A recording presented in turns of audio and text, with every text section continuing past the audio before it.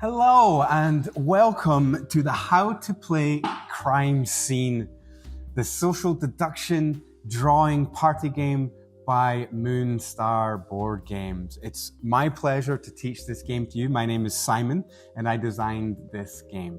Let's set out the components to play the base team-based competitive version of Crimescene. Later in this video, we will discuss how to play the two-player cooperative variant.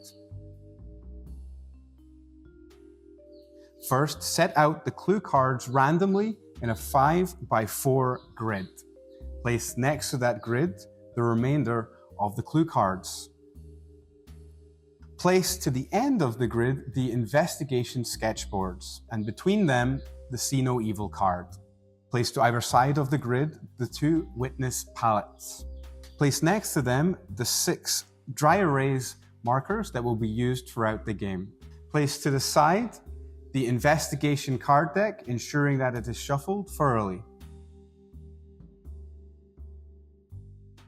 Now that we have set up the game to play, split the players into 2 teams. Crimescene can play up to 8 players, but we suggest a 2 versus 2 4-player game for your first game. On each team of players, decide which one player will be their team's detective. The rest of the players on that team will be that team's witnesses.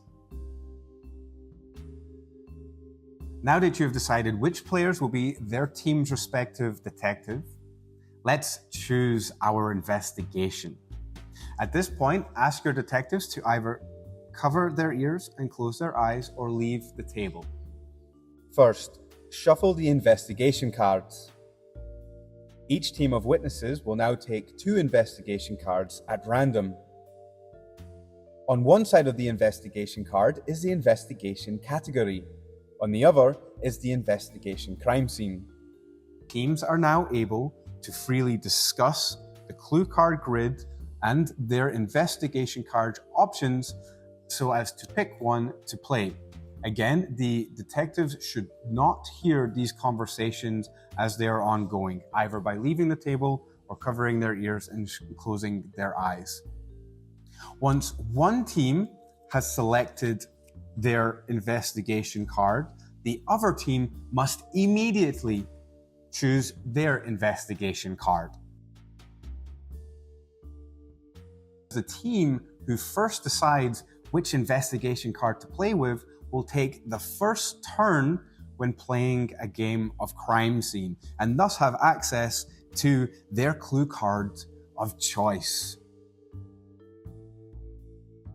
Now, either invite your detectives back to the table or ask them to unclose their eyes and uncover their ears. At this point, each team will, without showing their detective their crime scene, pass their investigation card to the opposing detective. The detectives are now allowed to look at both the investigation category and crime scene of the opposing team, thus giving them insider information. This will be important later on. Once they have looked at the investigation card for the opposing team, they then hand that card back to that team who chose the card, who will then place their card category up in front of their own detective. Their category is open information for the entire table to view. At this point, the following should be true. Each team of witnesses know both their own investigation category and investigation crime scene. They additionally know the opposing team's category because they can see it face up on the table in front of them. Each detective knows only their own category, but they know both the opposing team's category and crime scene. Now we have set up the game and we have our teams, let's talk a little about limited communication. At this point, neither team is allowed to discuss between themselves which clue cards they will take, how those clue cards will be embellished, or how those clue cards will be placed. Don't worry, however, as teams will be afforded an opportunity during the game to hold the phone and take a time out to re-strategize and discuss how the game is going. Now that we have set up our game, let's look at the flow of a turn in Crimescene. Each team of witnesses will be afforded an opportunity to select a clue card, to embellish the evidence on that clue card, and to place their clue card onto their investigation sketchboard for their detective to then make a guess. Then the second team will take their turn, and so on and so forth until both teams have had an opportunity to play through our full game of Crimescene. The turn flow is as follows. The current clue-giving team selects a new witness to play a clue card for that turn. The detective for the current clue-giving team takes the See No Evil card. They use this to cover their eyes, reminding them that at no point should they see the clue card until it is on their investigation sketchboard. Handily, the other side of the See No Evil card reminds players to speak no evil. The clue-giving witness may now select any one transparent clue card from the clue card grid. The empty grid space left over from that clue card is refilled from the clue card deck. The clue-giving witness may now choose one dry erase marker and embellish the evidence by drawing helpful information onto their transparent clue card. The clue is now passed to the opposing team's detective, who may choose to button the lip of the witness before handing the card back.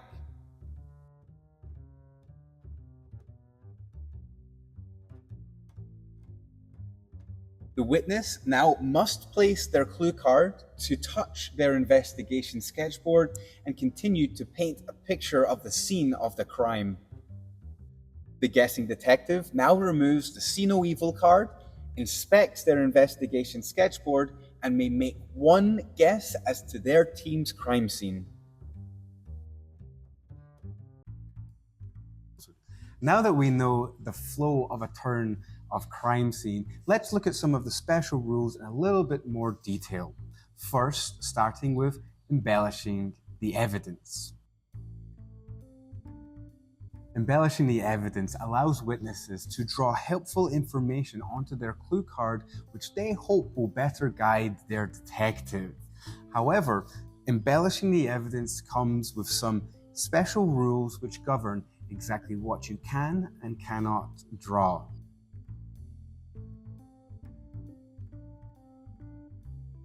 And at all times during the embellishment process, the current guessing detective should cover their eyes with the See No Evil card.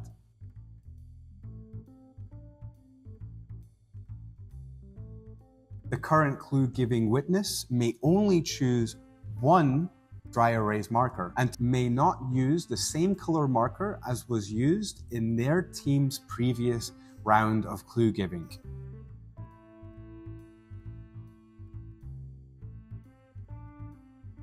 When a clue-giving witness has begun their embellishment, they may only touch the clue card once with their dry erase marker. As soon as that marker leaves the clue card, even if by mistake or accident, or even if only momentarily, the clue card embellishment is finished.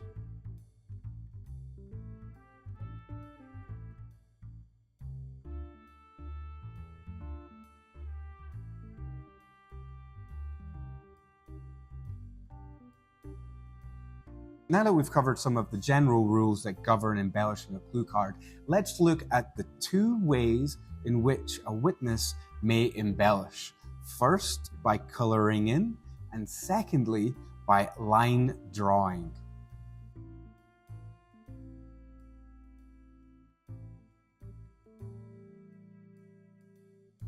The clue-giving witness may decide to color in any of the white pre-printed areas of their clue card. They may choose to color in only part of an area, and they may choose to color over the black lines and into adjacent white areas, so long as their marker does not color over and into any of the transparent areas of the card. Witnesses may decide to draw a line drawing onto their clue card. Their line drawing may start in either one of the pre-printed white areas of the card or within one of the transparent areas of the card. However, the line drawing may not cross from one into the other. So, if you start your line drawing in a white pre-printed area, you may not cross over into the transparent areas and vice versa. The line drawing additionally may not cross over itself, and it may not come back directly over itself.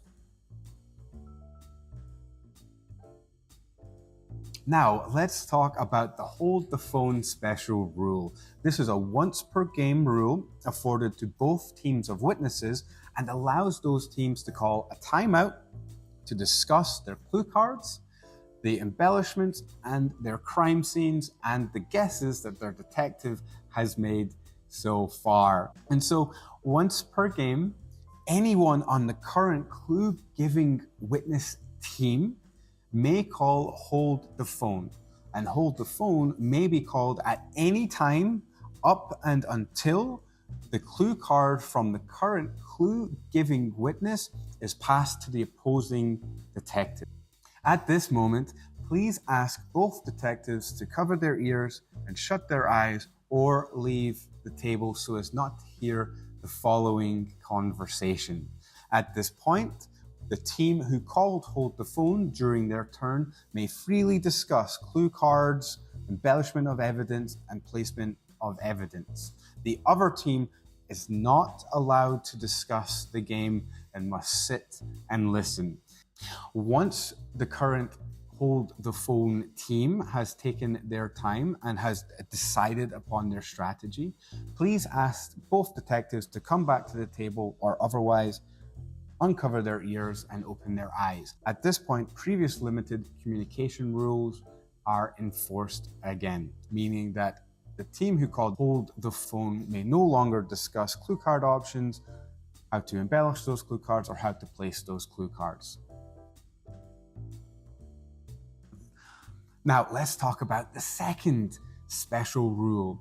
This special rule is afforded to both detectives and makes use of that insider information they each have on the other's crime scene. This is the button your lip special rule. Once per game, each detective, upon receiving a clue card with embellishments from a current clue-giving witness, may decide to button that witness's That opposing detective may then decide to button that witness's lip, allowing that detective to erase all of the embellished evidence on the clue card before handing the clue card back. At that point, that clue-giving witness must still place their clue card onto their investigation sketchboard according to the clue card placement rules. Once an embellishment has been removed by a detective, that same embellishment may not be repeated by the clue-giving team of witnesses again for the next 2 turns. This prevents the current clue-giving team of witnesses from simply redrawing the same drawing in the next turn. The witness may now place their clue however they please, so long as their clue touches their investigation sketchboard. They may place their clue card behind their investigation sketchboard, hanging off or under a previously played clue card. Once a clue-giving witness has placed their clue with embellishments or without, should a button your lip special rule have been played, onto their investigation sketchboard, the detective uncovers their eyes and assesses the scene before them. At this point, that detective must make a guess. They may only say that guess and no more, and the current team of witnesses may not guide that detective in any way. If that detective is correct with their guess, then hooray! That team has finished their game of crime scene. If the detective is wrong, however, the current team of witnesses may only say, "You are wrong." At that point, The detective who is guessing crosses a misinformation box on their investigation sketchboard and in turn immediately passes over to the other team. Crime scene is won by the team of witnesses who have enabled their detective to guess their crime scene in the fewest clues possible. However, there is the potential for a tiebreaker. So, once one team and their detective have solved their investigation, they should remain quiet and allow the other team to finish the entirety of their game. In the event of a tie, where both detectives have required the same amount of clues to come to a correct guess on their investigation, then the team who played second at the beginning of the game breaks the tie and wins the game. If both detectives are unable to guess their crime scene by the end of the game, then both teams lose. Unfortunately, it's very easy to start again and play another 15-minute game of crime scene. It's a very rare thing, but it can happen. Now, let's talk about the spirit of Crime Scene. Crime Scene is a drawing party game intending to bring family and friends and partners together to enjoy each other's time, to be creative, and to make happy memories. If at any point any of the embellishing the evidence rules have been deemed broken, please err on the side of fun if that breaking of the rules was unintentional or unavoidable. In the event that the button your lip special rule may have been broken, please ask the current guessing detective to leave the table or otherwise close their ears and cover their eyes. If the opposing detective believes that a new drawing is too similar in intention or in composition to the drawing that they removed by the button your lip special rule, then their opinion trumps the opinion of the team of witnesses. That team of witnesses do not lose their turn, but instead may choose a different clue card and embellish that clue card as they please. As always, board games are intended to bring us together and have fun. If there is a situation where you think a rule has been broken, err on the side of fun. To play a two-player cooperative game of Crime Scene, first set up Crime Scene as normal. Here we are removing the See No Evil card, but it may still be used while your partner is embellishing the evidence, for a little fun. Place in front of both players an investigation sketchboard and a witness palette. Both players should now take 2 investigation cards, choosing one. Each player should now place their chosen investigation card category up in front of their partner. It will be each player's job to select clues, to embellish the evidence, and to place clues onto their partner's investigation sketchboard so as to enable their partner to guess their crime scene. We will not be using the button your lip nor the hold the phone special rules. All embellish the evidence rules will be in place. However, players will not be able to embellish the evidence until their 4th clue onwards. Their first 3 clues each must be placed without any embellishments. The 2 players share the misinformation boxes, providing them with 12 clues and 12 guesses total to solve both of the crimes. If one investigation is solved before the other, then the other is afforded the rest of the misinformation boxes to get it right. If both investigations have been solved, check the rulebook to see how your score tallies up. If one or more of the crime scenes were not solved by the 12th misinformation box being crossed, then both players lose the game. And that is how to play Crime Scene by Moonstar Board Games. We sincerely hope that you enjoy playing this game as much as we have in bringing it to your table, and we hope that it brings you, your family, and your friends, and your partners happiness for many years to come. Thank you so much.